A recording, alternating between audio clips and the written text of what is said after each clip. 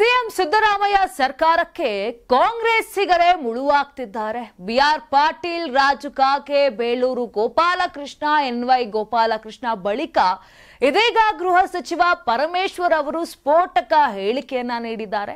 ಏನಾಗ್ತಾ ಇದೆ ಕಾಂಗ್ರೆಸ್ ಪಾಳ್ಯದಲ್ಲಿ ಅಂತ ಗೊತ್ತಾಗ್ತಿಲ್ಲ. ಬಾದಾಮಿಯ ವೇದಿಕೆ ಕಾರ್ಯಕ್ರಮದಲ್ಲಿ ಗೃಹ ಸಚಿವ ಜಿ ಪರಮೇಶ್ವರ್ ಅವರು ಈ ಹೇಳಿಕೆಯನ್ನ ನೀಡಿದ್ದಾರೆ.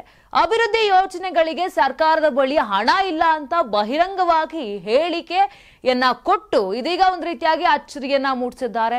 ಬಾದಾಮಿ ಅಭಿವೃದ್ಧಿಗೆ ಯೋಜನೆ ಸಿದ್ಧ ಮಾಡಿ, ಅದು ಎಷ್ಟು ಮೊತ್ತವಾದ್ರೂ ಪರವಾಗಿಲ್ಲ, ಅದು 1000 ಕೋಟಿ ಪ್ರಾಜೆಕ್ಟ್ ಆಗಿರಲಿ, ಪ್ರಸ್ತಾವನೆ ಸಿದ್ಧ ಮಾಡಿ ಕೇಂದ್ರಕ್ಕೆ ಕಳಿಸಿಕೊಡಿ.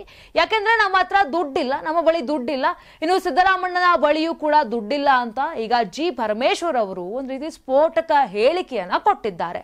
ಅಷ್ಟೇ ಅಲ್ಲದೆ ನಮ್ಮ ಬಳಿ ಇರುವ ದುಡ್ಡಿನಲ್ಲಿ ನಿಮ್ಗೆ ಈಗಾಗಲೇ ಅಕ್ಕಿ, ಬೇಳೆ, ಎಣ್ಣೆಯನ್ನು ಕೂಡ ಕೊಟ್ಟಿದ್ದೇವೆ, ಅಭಿವೃದ್ಧಿಗಾಗಿ ಇಟ್ಟ ಹಣವನ್ನೆಲ್ಲ ನಾವು ನಿಮಗೆ ಕೊಟ್ಟಿದ್ದೇವೆ ಅಂತ ಹೇಳಿದ್ದಾರೆ. ನೆನೆ ಬಾದಾಮಿಯಲ್ಲಿ ನೀಡಿದ ಹೇಳಿಕೆಗೆ ಈಗ ಇಂದು ಉಲ್ಟಾವನ್ನ ಹೊಡೆದಿದ್ದಾರೆ ಜಿ ಪರಮೇಶ್ವರ್ ಅವರು. ನಾನು ಆ ರೀತಿ ಹೇಳಿಯೇ ಇಲ್ಲ, ಅವರೆಲ್ಲ ಎಣ್ಣೆ ಅಂತ ತಮಾಷೆ ಮಾಡಿದ್ದಕ್ಕೆ ಹೇಳಿದಷ್ಟೇ. ಇನ್ನು ಸಿದ್ದರಾಮಯ್ಯನವರ 4.9 ಲಕ್ಷ ಕೋಟಿ ಬಜೆಟ್ ಕೊಟ್ಟಿದ್ದಾರೆ.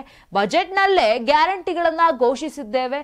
ಪ್ರತಿ ಕ್ಷೇತ್ರಕ್ಕೂ 50 ಕೋಟಿಗೆ ಆಕ್ಷನ್ ಪ್ಲಾನ್ ಮಾಡಿದ್ದೇವೆ. ನಾನು ತಮಾಷೆಗಾಗಿ ರಿಯಾಕ್ಟ್ ಮಾಡಿರಬಹುದು, ಅಧಿಕೃತ ಹೇಳಿಕೆಯನ್ನ ಕೊಟ್ಟಿಲ್ಲ. ನಮ್ಮ ಸರ್ಕಾರದಲ್ಲಿ ಯಾವುದೇ ಆರ್ಥಿಕ ಮುಗ್ಗಟ್ಟು ಇಲ್ಲ, ಅದನ್ನ ಸ್ಪಷ್ಟವಾಗಿ ಹೇಳ್ತಿದ್ದೇನೆ.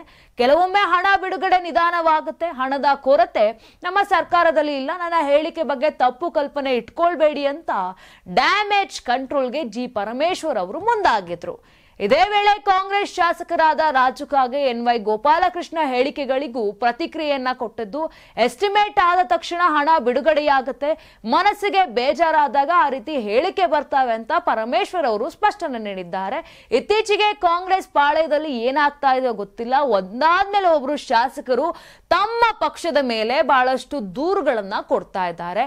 ಇದೇ ನಿಟ್ಟಿನಲ್ಲಿ ಈಗ ಏನು ಪರಮೇಶ್ವರ್ ಅವರು ವೇದಿಕೆ ಕಾರ್ಯಕ್ರಮದಲ್ಲಿ ಹೇಳ್ತಾರೆ, ನಮ್ಮ ಹತ್ರ ಹಣ ಇಲ್ಲ, ನಿಮ್ದೇನೇ ಅಭಿವೃದ್ಧಿಗೆ ಬೇಕಂತ ಹೇಳಿದ್ರು ಅದನ್ನ ಸಿದ್ಧ ಮಾಡಿ ಕೇಂದ್ರಕ್ಕೆ ಕಳಿಸ್ಕೊಡಿ ಅಂತ ಹೇಳ್ತಾರೆ. ಅದಾದ್ಮೇಲೆ ಇವತ್ತು ಆ ಹೇಳಿಕೆಗೆ ಉಲ್ಟಾ ಹೊಡೆದಿದ್ದಾರೆ. ಒಂದು ರೀತಿಯಾಗಿ ತೇಪಿ ಹಾಕುವ ಕೆಲಸವನ್ನ ಮಾಡಿದ್ದಾರೆ. ನಾನು ಆ ರೀತಿಯಾಗಿ ಹೇಳೇ ಇಲ್ಲ, ಎಲ್ಲೋ ಸುಮ್ಮನೆ ತಮಾಷೆಗೆ ಹೇಳಿದೆ ಅಂತ ಪರಮೇಶ್ವರ್ ಅವರು ಉಲ್ಟಾ ಹೊಡೆದಿರುವಂತದ್ದು.